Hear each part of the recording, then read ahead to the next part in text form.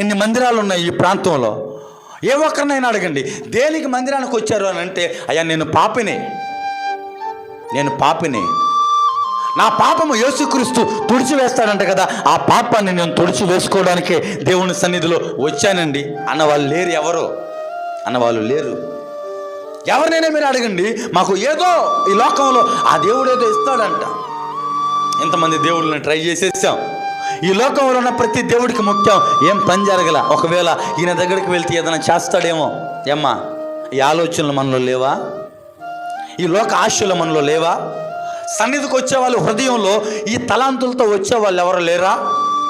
నేను అంటాను, చర్చికి వచ్చే వాళ్ళ దగ్గర బయట ఒక బోర్డు పెట్టి, ఈ మందిరంలో దేవుడు ఏది చేయడు, మీ ప్రార్థన ఆయన వినడు, ఏ ఆశీర్వాదాలు ఏ ఆస్తులు మీకు ఇవ్వడు, పరలోకానికి మాత్రమే ఈ సన్నిధిలో చేర్చబడే భక్తి ఇక్కడ జరుగుతుందని బయట బోర్డు పెడితే ఏ ఒక్కరైనా వస్తారా?